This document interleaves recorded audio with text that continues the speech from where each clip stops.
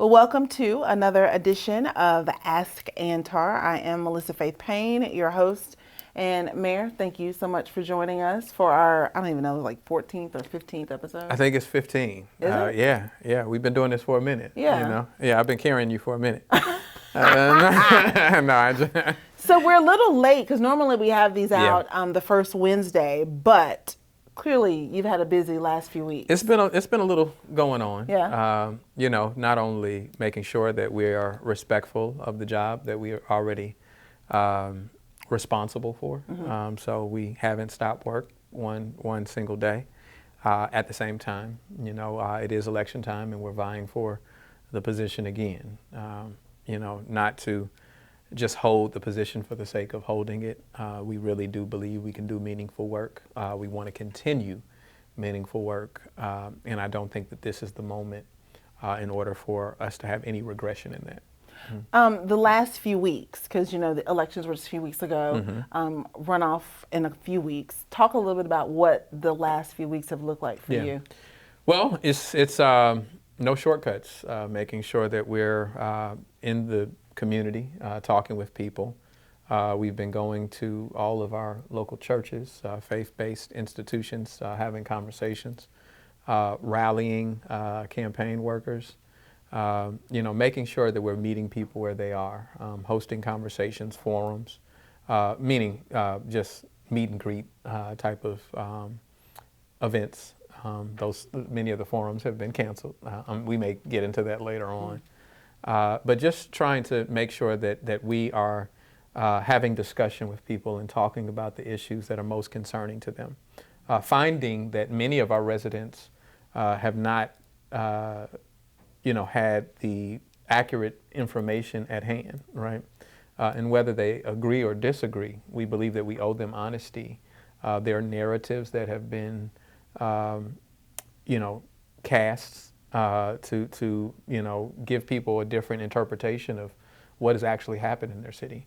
And so we want to unravel, the untruths and make certain that people, can make a decision based on facts and not fiction.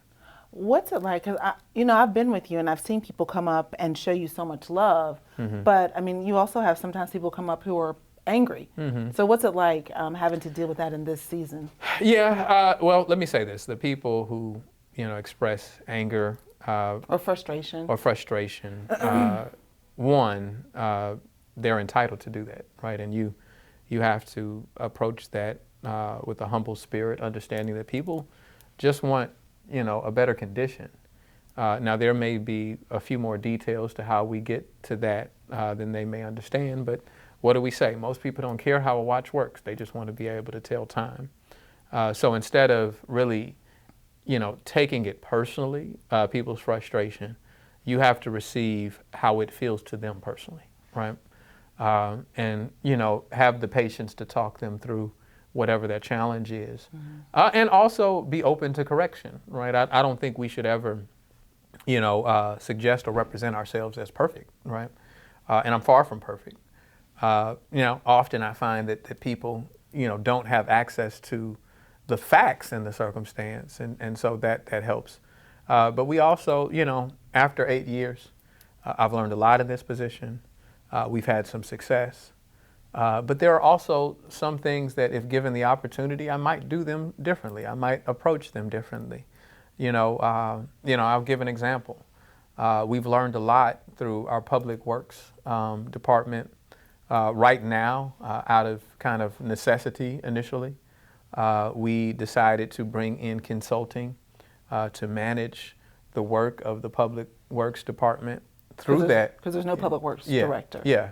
And honestly, at the time that our last public works director took another job on the coast, something he wanted to move, and that we couldn't offer him a different location, right? And so at that moment in time, you're looking at whether you can get quality representation and work towards the end of a term. All people are kind of concerned about their job security. And so we thought it best to use contracted services.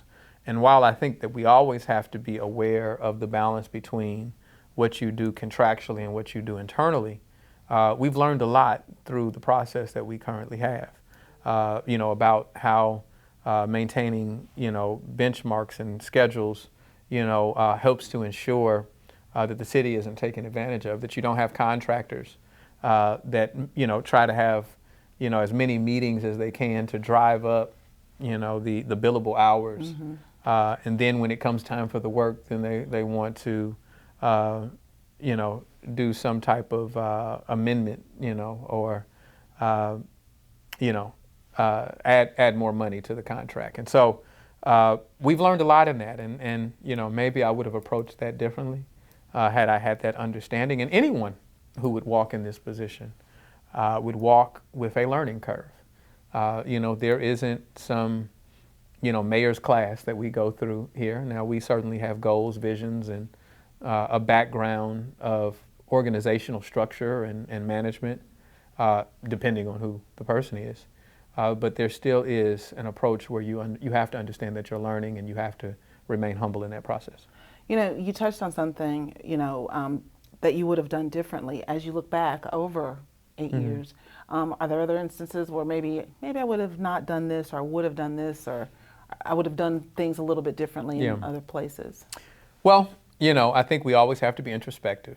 And, even if you are on the right side of history with a matter, I think absolutely, as we look at water rates increasing on our residents, as we look at, just people being stretched to their limits in terms of affordability in managing their daily lives, I think it was absolutely critical that we ensured that we could give residents in Jackson the lowest possible rate and hold to the procurement rules so that we are not a city that is susceptible to being taken advantage by any contractor. And more importantly, the paid for services of our residents, meaning the things that come out of their pocketbooks, that we have to defend that. But I think that, we have to listen twice as much as we speak. And, even when it seems near impossible, seek greater opportunities for civility. Sincere people can have sincere disagreements. Sometimes it becomes a little more challenging when you may question whether there's sincerity. But, I have to dig deeper and look at, where are moments where even in the face of language that is meant to, lead to conflict, that I don't have to accept, what is being offered to me in a conflict and look for opportunities to stay above board. So in a sense, maybe some of the conflicts, maybe not as conflicting. Yeah, I don't have to accept the confrontation as being offered to me. I will say that at any moment, and there have honestly been rare, right? But any moment that I accepted that, I've done so out of a passion because I love people. I really do love people. And I was raised to love people.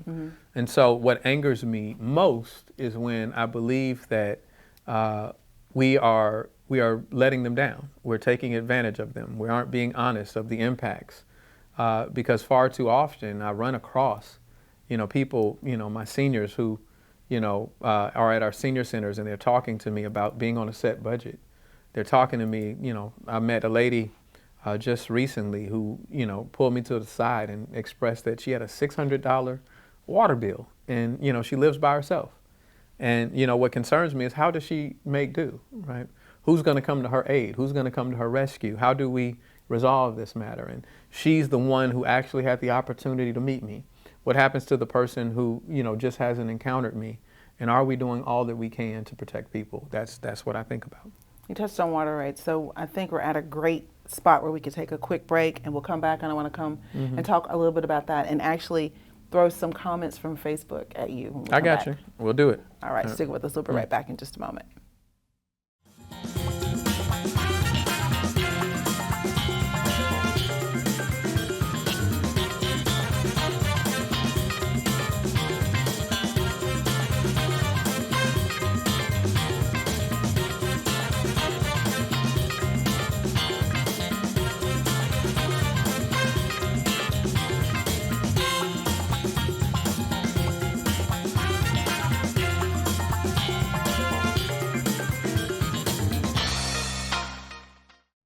welcome back. So we were just talking about water rates, and we just saw the third-party water interim, water manager Ted Hennepin at council talking about raising the water rates. Yeah. And this is something that, of course, the council will have to vote on. But what are your thoughts, and how do you think this will impact residents? Well, since we're just in a discussion, I'm going to first acknowledge that he came at me pretty tough, right? And he made it a personal attack. And I think Mr. Hennepin has failed to understand what my objectives are. My objectives are merely to raise the questions that I know are important to residents as you're asking for them to dig a little deeper. As you go into people's pockets, they want to know, where the money has been. They want to know what they're paying for. They want to know what your overhead is. And so, I've raised questions, right? I've raised questions about competitive procurement, acknowledging that he gave a $30 million annual contract to Jacobs Engineering alone, right? I'm not saying that they're doing a bad job. More than $30 million. Yeah, well, yeah. In fact, he did say more than $30 million a year without competitive procurement to see if there were other firms.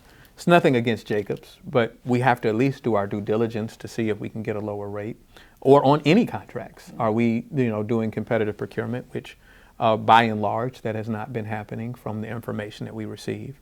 The fact that they've been doing a poor job at collecting, and that's just being honest. That most recently in February they collected at 55%. That there were several months that it was around 50 to 60%, and even 1 month as low as 45%. And so, when you're trying to raise the rates, you're putting, more burden, a heavier load on the few ratepayers that are actually paying. And so how are we improving that? That was a question that I had. I talked about, in addition to the non-competitive procurement, I talked about overhead. The fact that they secured a building that they purchased on their own. Now, he says that they only paid about 1.5 or 1.3. I will take him at his word for that. But he also suggested that the reason he didn't come into the building we were offering is because we wanted him to do renovations. Entirely incorrect. We moved into the 633 building with city offices. We had no renovations to do. Right. We were offering it not only as a cost savings, but also in terms of continuity. When people come here for other services, they look for the services that they're trying to receive from the city to be in, one place. And so that made sense to us. That was a concern. And then the other overhead that we thought was important was the fact that, he's making a pretty hefty salary himself. He's getting paid, I think, north of $400,000 a year.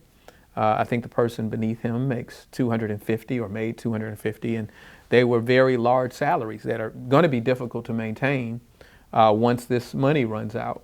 And so those are areas of concern. And then lastly, the fact that while most of the ratepayers on the system live in the city of Jackson, we do have a population that lives outside of Jackson, and they're not paying the availability charge, and they wouldn't be subject to this rate increase that he's proposing.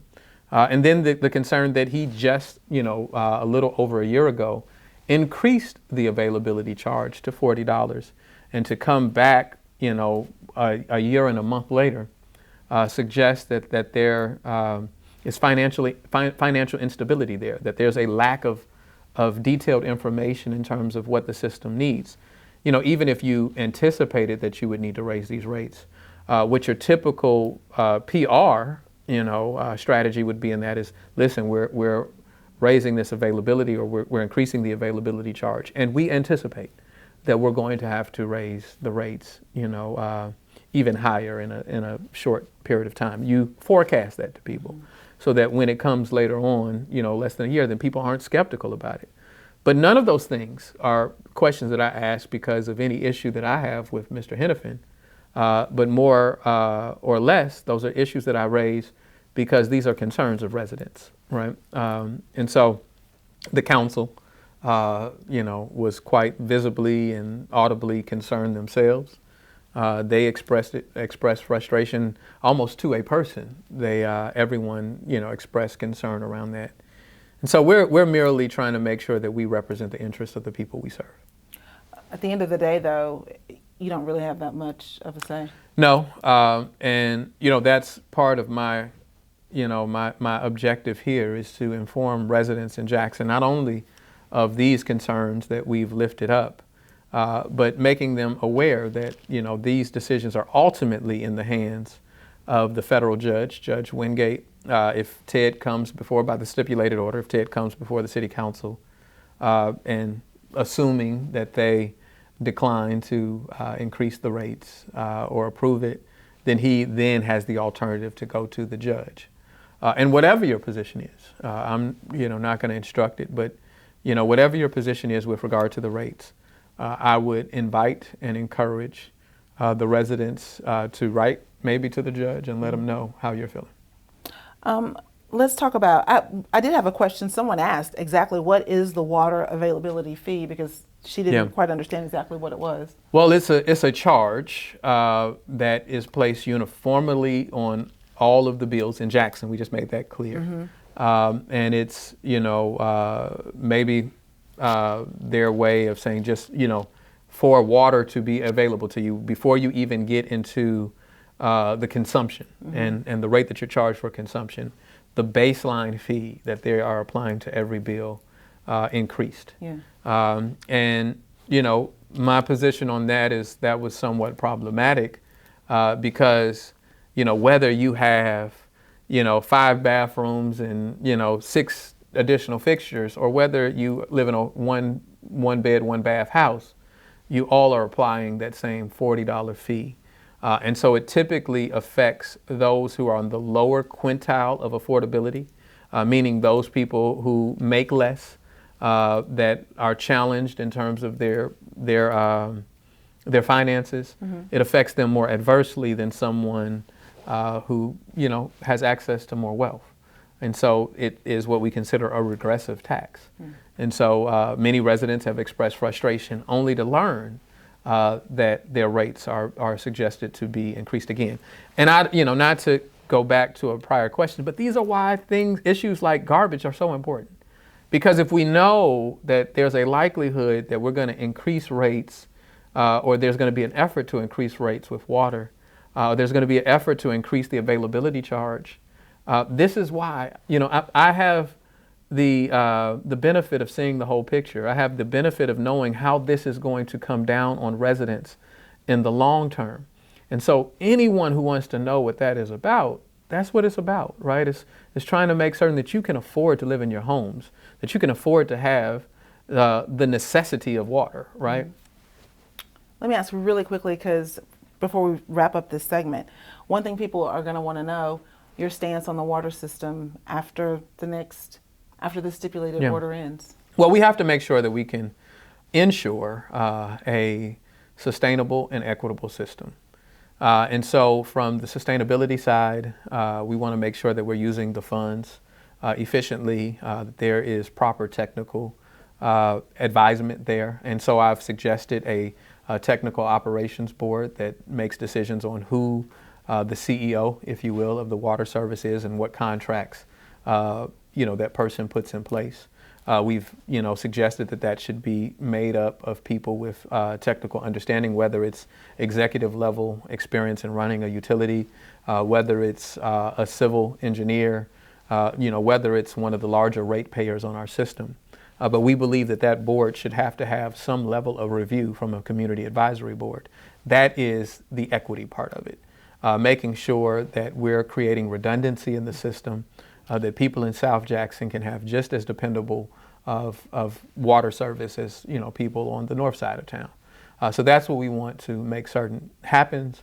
And so we're not arguing or tussling or fighting for the city of Jackson to run it in its previous form. We all would admit that with it being under-resourced, with it being a failure to maintain it over the years, that was not an optimal structure. Now, a comparison of the city of Jackson versus the third-party administrator is not necessarily fair when, the difference is $800 million, right? But, what we owe people is accountability. What we owe people is reliability. And that's what we're trying to set up.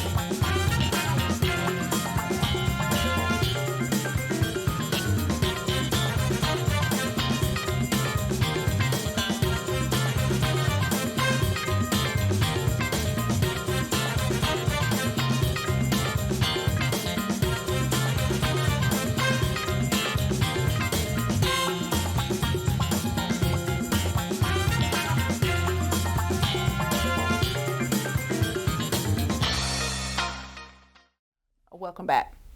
So we just last week, I think, unveiled the plans for Amphitheater Yes. at Livingston. Yes. And that got some good feedback. But I went to Facebook to see some negative feedback, and I wanted to ask you about it. People were saying, what's the point of fixing the outside and put an amphitheater up if the zoo is in disarray? Yeah.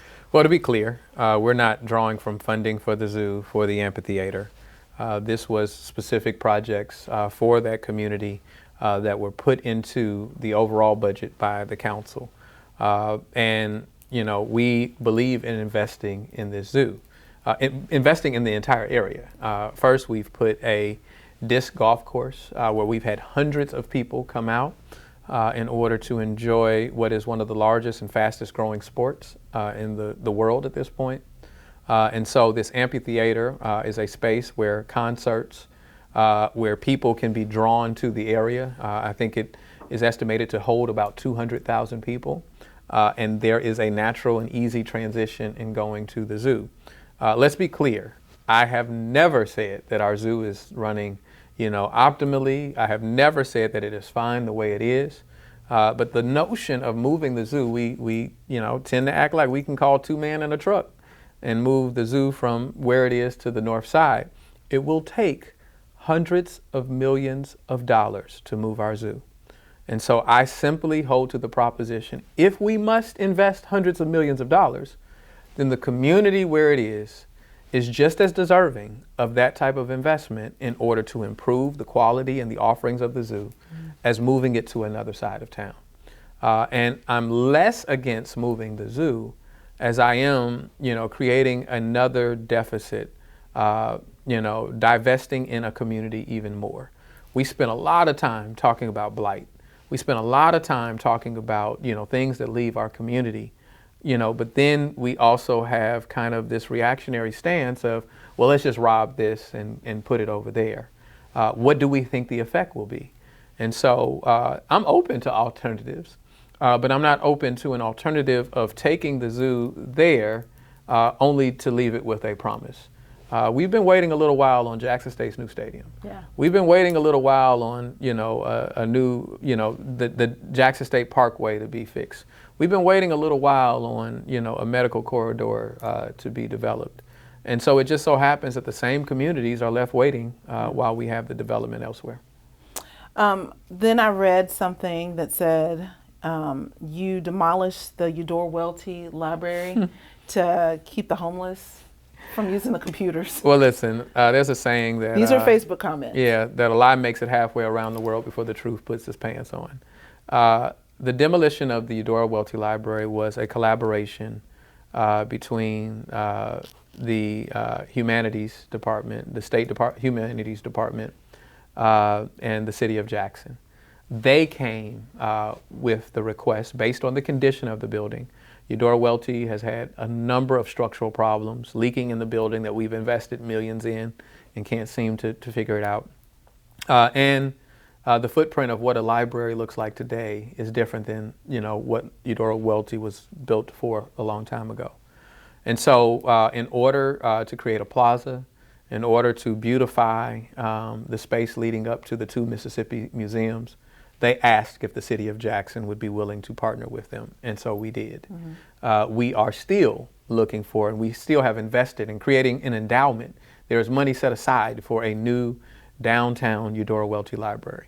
So the plan is not to get rid of Odor Welty Library. The plan is to make sure that, you know, the movement, the beautification, you know, the experience of downtown Jackson all goes hand in hand.